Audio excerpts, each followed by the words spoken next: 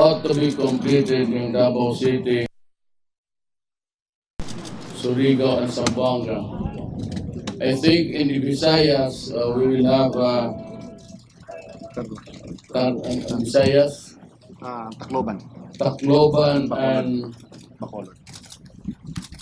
baka man ito. May gapong elevation, Mayor Gapong. Well, anyway, it's all under construction. At kung saan ka tribo, and by the time you retire, you will have the quarters or the houses. Dito sa San Miguel, matatapos ito. That will take you about 1 year. Ito, by God willing, next year, tapos na ito lahat. Sinadya ko to para meron kayong matirahan. And this time, kasi ninakaw ng mga kadama yung sa Bulacan, ang lang ninyong pakialaman yun, at Pilipino rin yun, hirap naman. Alam naman natin yan na maraming tao talaga na malang bahay pero magnanakaw. So para wala na ang gulo, sabi ko sa inyo yung sa Bulacan. Ibigay mo lang ninyo yun. Gawin mo lang ng bago. At this time from the original 24 to 60. To 60. Nilakihan ko na talaga. So dahil nilakaw nila ngayon. That was the universal complaint when I became a president. Na yung binigay ng mga bahay ninyo, maliliit. Kaya nga yung iba ng discouraged. So I thought that I'd make it bigger this time. So, maluwang na yan. For the family of 3-4, huwag masyado kayong mga anak. Dalawa, tatlo, tama na yan. Masyadong control kayo. Kasi ako ang natutumba kung magkampot ako ng kampo, lalo na ospital, tapos tanungin kung ilan ang anak mo, magsabi, 6. Jesus, mawala yung pasundalo na ito. Ngayon, sabihin ko, kung pasa ito, umano pabalikin sa kampo ito. Ako lang bigay ng trabaho. Na special children, 3 or 4 would be good. 2. Yung lalaki kapatid babae. Ngayon, kung meron ka pang ibang babae na pati lalaki ng anak mo, wala tayong magawa niya. But you have houses all over the country. And if you think that turoon ka, by the time you retire, gustado ka. The only problem is kailangan alunin natin itong staff. Ngayon na. Sa panahon. Wala nang iba nakikita ko na hindi kayo pabubaya. At ako naman ay sa utos mo na ako sumunod. Sinabi ko nga sa inyo, said before, I take full responsibility, whether intended or not intended. Basta nandoon lang kayo sa hindi performance of duty. Ako na ang bahala. Ako na ang magpapulong. Huwag kayong matakot basta sa trabaho. Fight lang kayo. At ubusin mo yan kasi paubos na rin ang mga animal. Sa amin na lang, ang lakas ng surrender. Araw-araw yan. Pati armas. Yung unang panahon, mortal sin talaga yung susurrender ka ng may armas, pinapatay nila yan. Well, we are doing the same. Kaya lang, sabi ko, kung pinatay ninyo yung surrender ng may armas, talagang papatayin ko rin. Lalabat ng lalabat yun. Otherwise, wala magsusurrender. That's a problem. So, may counter-action na talaga yun. I've been warning the people na Natapangin nila yung mga tao ng Muslim. Sabi ko, we will give you the same place. Sabi ko, hindi, walang mangyari dito sa gera na ito. Walang mag-surrender ng ano. Kaya alamin natin na kung sino, at tumarin natin sa kanya. It is the performance of the duty, kung bahala. Akin lang siya. I take full responsibility for it. Huwag kayo matakot yung sa human rights. Huwag kayo mapunta ng human rights dito. Huwag ninyong pansinin, huwag ninyong pakainin. Basta hayaan mo yan sa mag-ikot dyan sa kampo pagkatapos sabihin mo, umuwi ka na. Istorbo ba dito, sabi ni Mayor. And our orders are, siya mo yung abogado namin, siya yung commander-in-chief, sabi niya. Hindi kami sasagot sa inyo. Kaya mo na ako nasusagot. Sabi niya, to ask the commander. Doon kami kumukuha ng sabi, what is the order? Ako napakialam ko. Ano ko na parang utos niya? Ang utos niya, putang ina mo, umalis ka dito, pabarilin kita. Kasi itong ulol na ito, trying to pin us down. Pero ako lang na, tutuluin ko. You fight for the Republic. Yun lang namang ang loyalty ninyo. I am not asking for any personal loyalty from anybody.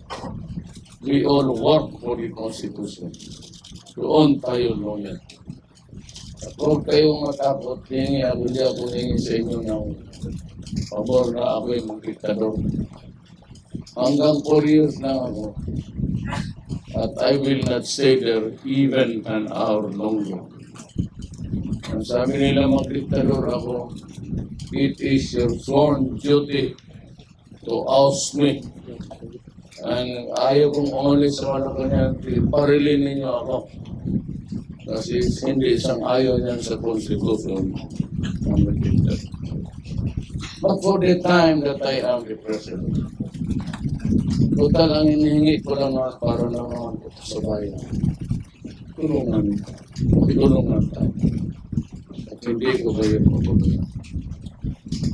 Amin siya.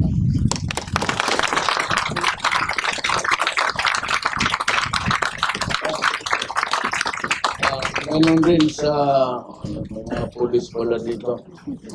Ilan ang nurses ninyo? Hands up.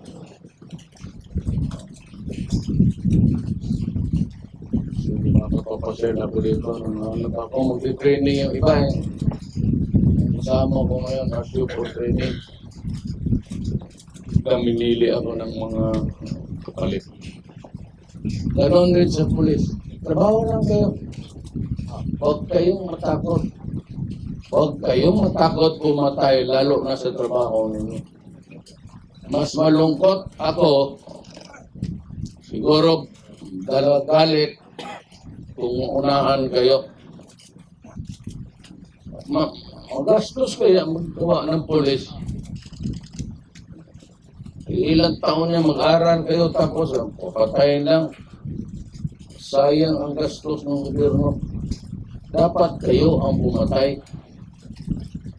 In the performance of duty, you're about to arrest, and there's a violent resistance, and if you think that your life is in danger, shoot. At ako na ang bahala sa iyo. I said, I take full responsibility. Whether intended or not intended, basta nasa trabaho natin. Yan ang pangako ko sa inyo. Maraming salamat po.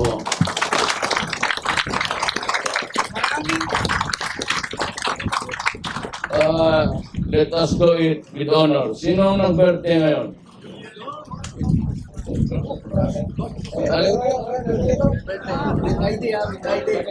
Yung honor, ha? We do it with honor.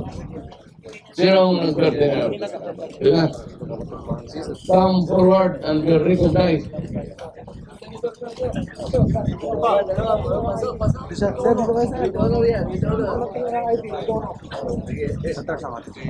Para makita natin si Basta with honor, ulit ko. Oh, ayun mo.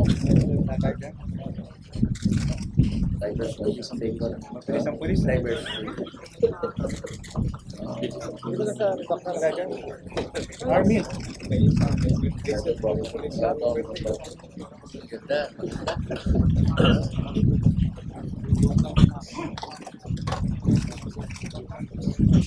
You okay on time, ha?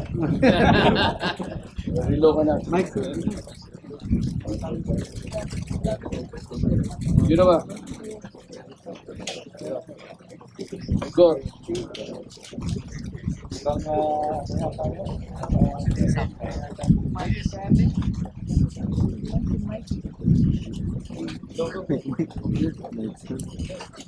Wala ka talaga ng relo.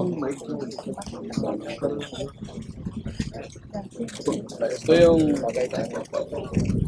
pareho ko lang sundalo. Sa'yo ba meron? Nampigang kailan? Parawi sa'yo.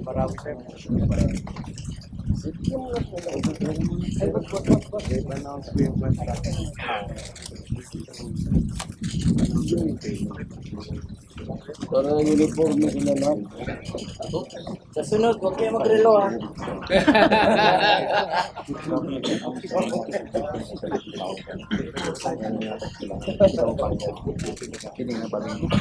Ang price is 950,000. Yeah.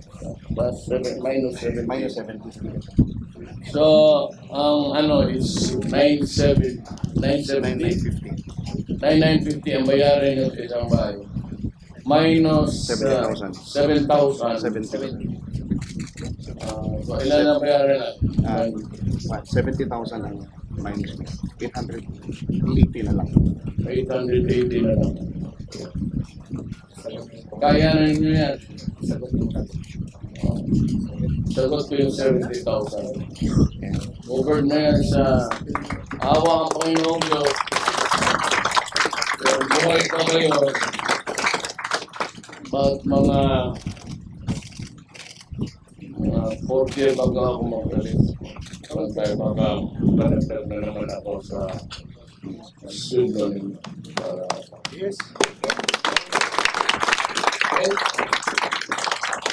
last lang keep alive. Paro, sinasabi ko na tinamaan tayo kahapon sa Tango. Sa drive yun eh. Sa Papan. Patay ng Paro. Si Staris ano pa rin. Yung Staris no time. Yung mga taga-Davao noon na matanda na mga generals noon assigned sa PCR. They're going around naglilipto sila sa mga makinig kayo. Baka magtulong sa bulan. Mantay kayo sa Swari. Mantay kayo sa Swari.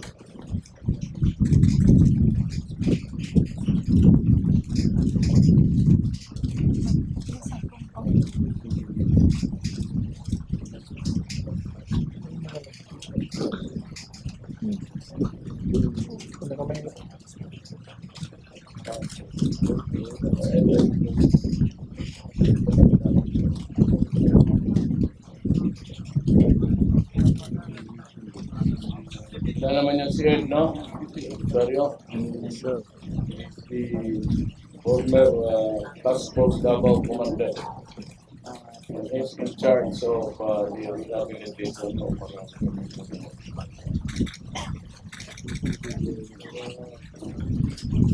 okay na. Kung may problema kayo, whatever it is, huwag na ninyo masyadong problemahin. Kung talagang hindi mo kaya, hindi kaya ng unit mo, paalamin mo lang sa akin. You go to your CEO and he will make the call for you and I will talk to you. O may mabigat ka na problema tapos tingin mo hindi mo kaya, paalamin mo. Okay.